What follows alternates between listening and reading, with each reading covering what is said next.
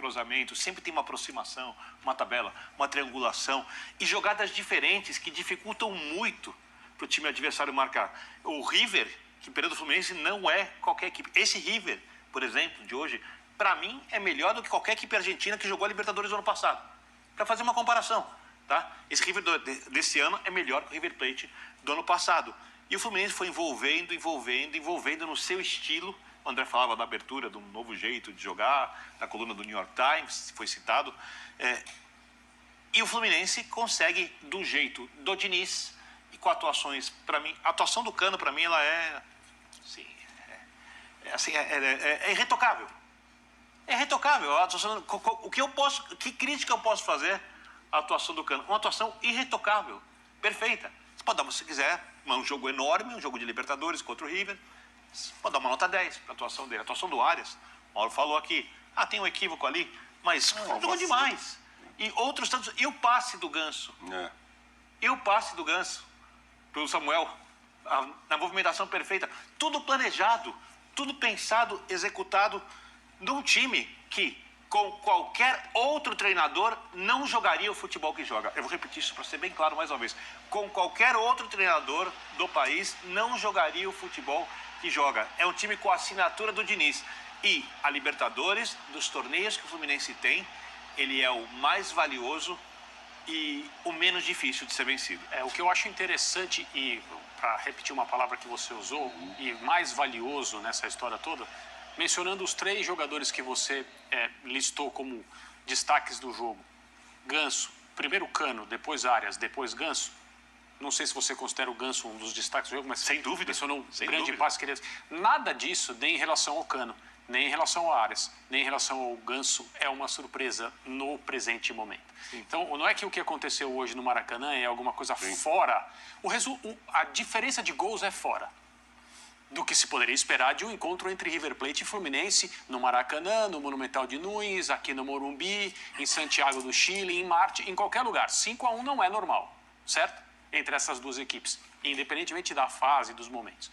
Então, o resultado saiu um pouco do que seria normal esperar desse encontro, mas ele foi conquistado naturalmente. E também não é uma novidade de um time que é muito goleador, como o Fluminense do Fernando Diniz, que não desistiu do jogo, que teve no seu atacante, agora já perdi a conta de...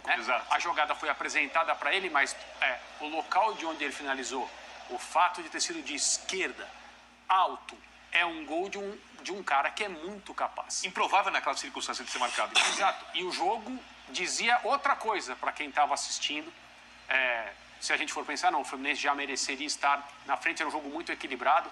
E depois do gol ficou violento. O árbitro foi mal, o VAR foi, no sentido de ajuda ao árbitro do ponto de vista disciplinar, também não foi bem. E eu acho que tudo que a gente viu hoje no Maracanã confirma o que a gente pensa do Fluminense. E para mim essa é a grande notícia. Porque se o Fluminense tivesse feito uma partida muito acima do que a gente tem visto, etc. e tal, poderia ser uma típica, e não foi. Uma noite de sonho. Não, é uma noite de plena realidade do que é o Fluminense hoje, contra um adversário que não está acostumado, na Libertadores nunca tinha acontecido isso, né? Olha o gol dele aí que você está se referindo, que inclusive foi eleita a jogada da partida, né? E indo ao lado do que o Birner estava dizendo, e você também, sobre a dificuldade do primeiro tempo, apesar do gol de empate ter tido ali um certo vacilo do Arias e tal, o Fluminense teve 60% de posse de bola contra 40%, mas quem finalizou mais vezes, 7-3, foi o River. 3-2 lance do gol. 3-2 e gol, 3 no gol contra 2 do Fluminense. Então você vê que não era um jogo assim que estava dominado e ganho desde o primeiro tempo, não. O Fluminense foi aos poucos mesmo construindo essa vitória maravilhosa. Graças, claro, muito a esse aí que sabe o que é fazer um gol. Concordo plenamente com o André nessa história, né? A gente vê, e isso sempre elogia, que ele é um cara de um toque só, só precisa de um toque. E em geral é mesmo, é como ele fez outros ali. Cruzou, ele chega, encosta e pronto. Mas nesse primeiro gol ele mostrou que tem também técnica, que é o que sobra nesse time, né? Quando você vê o Ganso, quando você vê André jogando, quando você vê Marcelo aí pegando a bola, enfim. E o Arias mostrou ali que não é só um artilheiro, ele também sabe fazer gols bonitos. E acho que tem uma coisa importante também, porque todo mundo destacou que o River estava bem no primeiro tempo, o River criou boas chances, o jogo estava muito bom, apesar de muito pegado, de muito físico, o jogo estava bom demais no primeiro tempo também, mas o River talvez estivesse sendo superior. E aí eu acho que é interessante também a mudança que o Diniz faz, ainda que forçado, mas na hora que ele perde o Keno, a opção pelo Lima. O Eugênio até destaca ali, o Lima é um jogador diferente, o Lima é um jogador com uma outra característica, não é um jogador tão agudo, ele até tinha opções de jogadores para mudar menos o estilo do time em relação àquela escalação inicial. Mas eu acho que ele coloca o Lima justamente vendo como estava a partida, quer dizer, como a coisa estava transcorrendo ali no meio-campo, como era preciso tentar ter mais a bola, como era preciso tentar ficar mais com ela, e essa é, em geral, uma característica do time do Fluminense, mas aquela opção pelos jogadores agudos, pelos lados, que em geral dá tão certo no Fluminense, esses jogadores não estavam sendo acionados no primeiro tempo, e o River tinha criado talvez as melhores possibilidades. E aí o Diniz percebe isso também, acho que faz a escolha pelo Lima. É claro que não foi só a escolha pelo Lima, porque aí você tem 15 minutos para conversar com o time, para dar outras orientações, mas o fato é que o segundo tempo, já antes mesmo da modificação do Demichelis, da retirada de um dos zagueiros e tudo mais, que o Eugênio também citou, antes mesmo disso, o Fluminense já estava dominando completamente. Os 5, 10, 15 minutos iniciais do Fluminense no segundo tempo já eram muito superiores ao River Plate. Então, é importante, mais uma vez, destacar o trabalho do Fernando Diniz, e agora com uma questão até diferente, que foram justamente as mudanças que ele fez durante o jogo e que mudaram completamente o panorama da partida. Para voltar lá no Maracanã, Birner, já te passo, só uma observação em cima do que o Jean fala, né? 15 minutos ali de conversa. O mais curioso desse Fluminense é isso, é que talvez ele não precise tanto desse tempo por tudo que ele já introjetou nesses jogadores. Entra o Lima, o Ganso já sabe que ele vai explorar mais outro espaço do campo, o Arias já sabe que ele vai abrir mais e acabou potencializando o coletivo, né? Padrões, potencializando o que ele tem ali de característica para tirar de cada um desses jogadores. Eugênio, quero te ouvir também, porque talvez tenha sido a partida, talvez não, eu acredito que é a partida que mais fala sobre a evolução, sobre o trabalho crescente do Diniz depois do título carioca. O título carioca tem um peso, primeiro título expressivo do Diniz como treinador, mas essa partida de hoje eu acho que ela muda de novo a maneira de olhar para o trabalho do Diniz. Não só da gente, como de todo o continente, pelo menos, né? De quem acompanha o futebol sul-americano, de quem vive a Libertadores, todo mundo vai passar a olhar para o Fluminense com outros olhos a partir de agora. E é essa construção que você dizia. Esse gol, que para mim é o gol que abre a chave do cadeado, que é o segundo gol do Fluminense, é uma jogada típica do Fluminense do Diniz, muitas vezes executada no ano passado. É a jogada de aproximação pela direita, com o Ganso servindo de distribuidor da bola, a aproximação do Arias, muitas vezes ocupando o corredor e atraindo a atenção da marcação para o corredor, a entrada pela faixa central do Samuel Xavier. Eu acho que é preciso entender que, enquanto isso funcionar, e a tendência é que isso funcione em grande parte da temporada, porque toda equipe pode oscilar, né? O City, líder do campeonato inglês, teve um momento de oscilação na temporada. A temporada inteira, né? Então, é uma temporada histórica. Assim, mas se talvez funcionar em 80% e 90% da temporada, em 80% e 90% da temporada, e o funcionamento acontecer nas horas cruciais, e elas não são tão controláveis assim, ao limite do que o departamento que prepara os jogadores da parte física, do que o treinador, do que eles podem fazer, esse time pode entrar também para a história. Porque, repito, é o time, nesse momento, mais perigoso com a bola do futebol brasileiro. Mesmo não sendo individualmente o melhor time, porque o melhor time individualmente é o Flamengo. Eu estava pensando aqui, quando saiu esse sorteio, que você estava falando sobre grupo difícil e tal, acho que nunca houve uma dúvida de que seria... eu achei que você estava falando de outro sorteio. Não. De Fluminense e River. Achei que era do sorteio de hoje. Brasil é para outro dia. Essa é outra hora. Isso vai ser o jogo, nossa.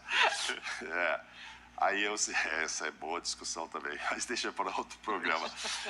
Assim, o grupo é de River e Fluminense. Talvez a dúvida é ali, quem vai ganhar fora de casa e tal, quem vai ganhar em casa, fazer a cartilha e tal. certeza de 2 grandes jogos, né? 2 grandes jogos, quem vai ser primeiro, quem vai ser segundo.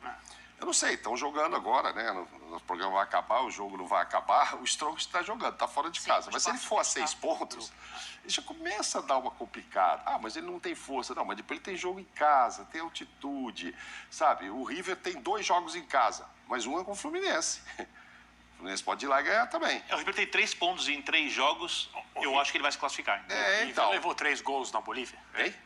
O River levou Mas 3. criou mais que o Strongest, né? Altitude. Mas eu acho que ele levou o time reserva, foi na estreia, né? Ele estava meio que poupando, não foi? Não, jogou com vários jogadores. Vários. A Até porque é um altitude time... tem a sua força também, que não pode ser desprezada, né? É um Não, time que tende a fazer pontos em casa. Jamais deve ser desprezado, evidentemente, mas assim, não é apenas isso, né? Sim. O Strongest não é apenas um time que ganha com a altitude jogando a favor. Mas é que o River agora está numa situação difícil no grupo. Também acho. Eu acho que assim, quer questionar. É o favorito ainda para pegar essa segunda vaga, já que, claro, primeiro lugar deverá mesmo ficar com o Fluminense, não vejo porquê.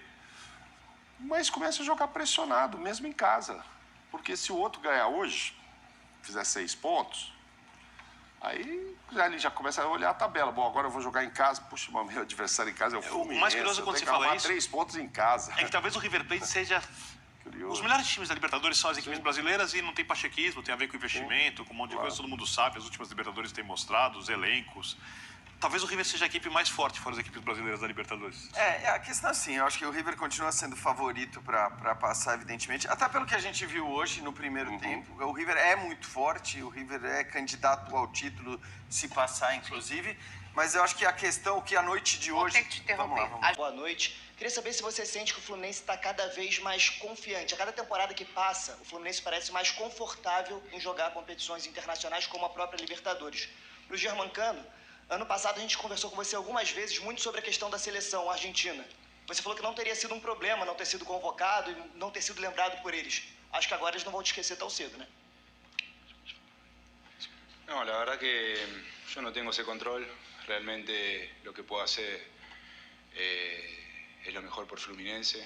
La verdad que poder llegar a la selección es muy difícil porque bueno, todo el mundo sabe que tiene un proceso junto, trabajando 3-4 años continuos. Entonces, nada, es muy difícil. Por más que haya hecho 3 goles a River, creo que no depende de mí. Boa noite. Em relação ao Fluminense estar melhorando nesses anos e tendo confiança, mas não é para disputar só competições internacionais. Está melhorando como um todo. 2019 eu tive aqui, então vai fazer agora 4 anos. E o time e o clube foi melhorando a instituição, foi melhorando a equipe, conseguindo trazer mais jogadores, mais gente querendo jogar no Fluminense. Então é um trabalho conjunto. Acho que o Mário, o senhor Paulo Angione, o Mário, o presidente e diretoria, assim, está de parabéns pelo que eles estão tentando implementar no clube, que é sempre uma questão de ir melhorando, fazer cada vez mais, mesmo com menos dinheiro. Então é uma sequência lógica e natural de quem trabalha muito. E eu acho que é um trabalho coletivo, cada vez mais coletivo, cada vez com mais mãos. E nesse sentido, acho que o Fluminense tem muito a crescer ainda. Boa noite, Diniz. Pedro Ribeiro, do Saudações Tricolores. Durante o primeiro tempo foi uma partida muito truncada, com muitas faltas.